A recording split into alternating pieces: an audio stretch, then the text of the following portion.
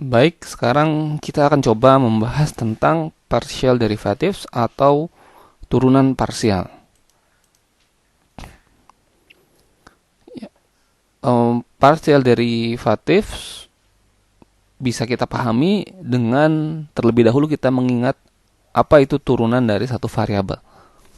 Nah, kalau misalnya kita mempunyai sebuah fungsi misalnya fx, maka f aksen x itu adalah slope atau kemiringan di suatu titik dari grafik tersebut. Dan kita bisa mengilustrasikannya seperti ini. F aksen x atau turunan pertama x sama dengan df per dx. Dan kalau kita ingat saat dulu pelajaran SMA kelas 2 ya kalau tidak salah, kelas 11, sama dengan limit delta x menuju 0, ya. Limit ketika delta x menuju 0 sama dengan delta x menuju 0 limit dari apa? Dari fx plus delta x min fx per delta x. Ya. Oke. Jadi fx delta x min fx. Misalnya x-nya berapa? Misalnya f10. Nah, berarti ini delta x-nya berapa? Misalnya 0,1. Berarti f10,1 min f10 per 0,1. Nah, cuman 0,1-nya itu sampai menuju 0. Jadi 0,00001. Jadi kita bisa isi f10 plus 0,00001 min f10 per 0,00001.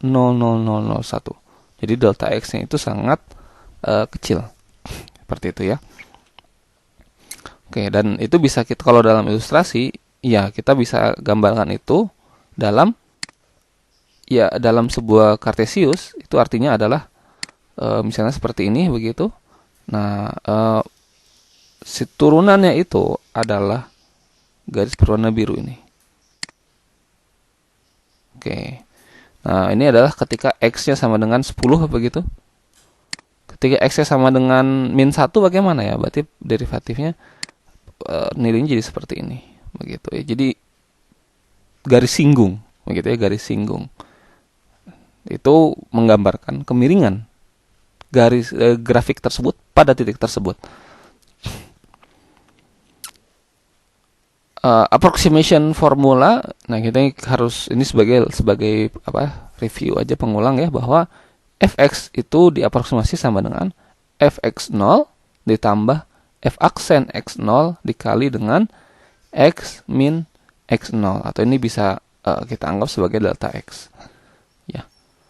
Dan pertanyaannya sekarang adalah apakah berlaku hal yang sama untuk fx, y?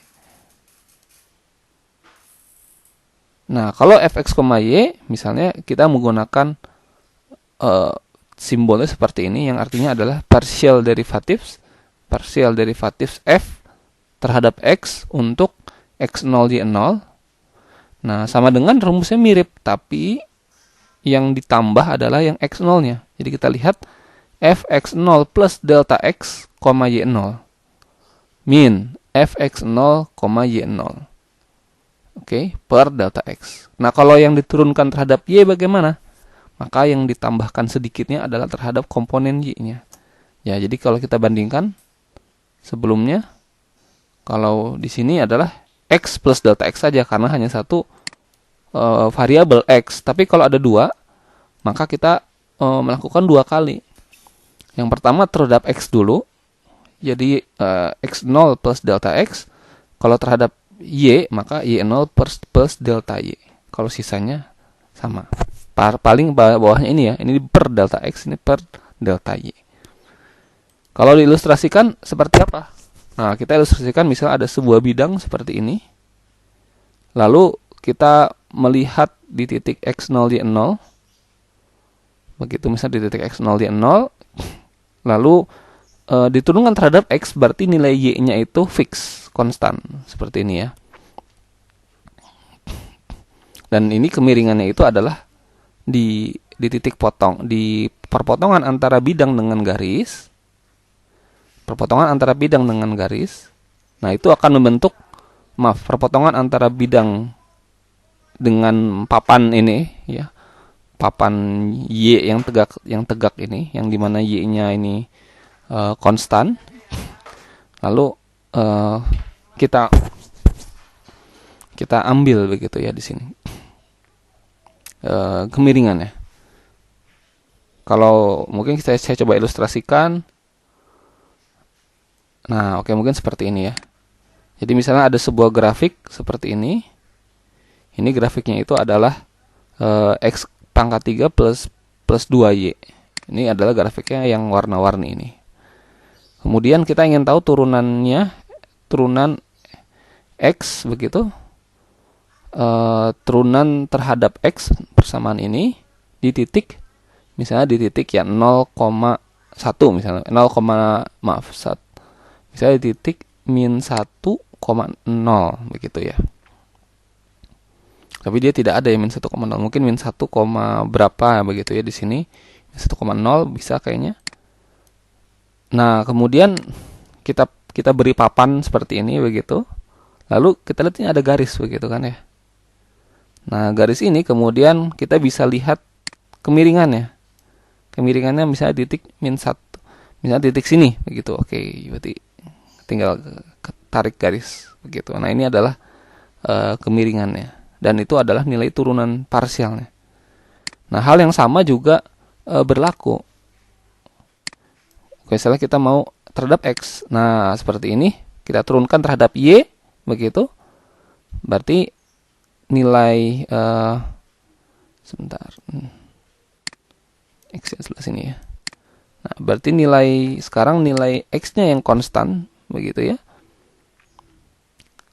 Oke, nilai X-nya yang konstan. Gantian, nah sekarang kemiringan sebelah sininya berapa? Misalnya di titik ini ya, maka kita bisa buat garis di sini. Nah, itu adalah yang dimaksud dengan turunan terhadap Y-nya. Oke. Nanti kita akan lihat lagi ilustrasi yang lebih jelas. Nah, bagaimana cara menghitung delta X per delta F? Ini turunan F parsial terhadap X, atau kita bisa menyebutnya dengan Fx. Yang kalau di sini ini biasanya penulisan di bidang fisika, kalau di sini penulisan kalau di bidang matematika terapan. Ya, kalau seperti ini maka karena turunkan terhadap X, maka Y-nya kita anggap konstan dan X-nya sebagai variabel. Lalu kita turunkan. Kita lihat misalnya di sini. Misalnya kita punya fungsi fx, y sama dengan x pangkat 3 kali y ditambah y pangkat 2.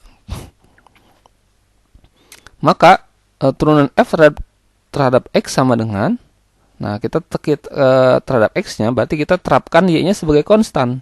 Ini sebagai angka. Ini juga sebagai angka.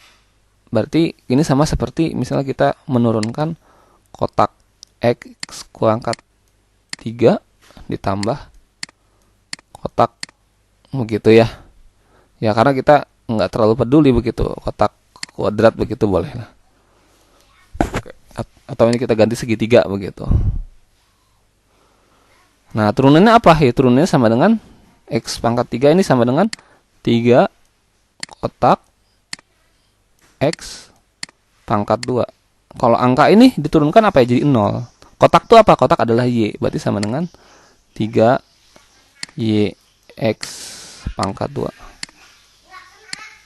Atau ini tukar posisi ya. 3X kuadrat plus Y. Ini yang pertama. Bagaimana yang kedua? Kalau untuk yang turunan terhadap Y. Kalau turunan terhadap Y berarti X-nya yang kita anggap sebagai angka.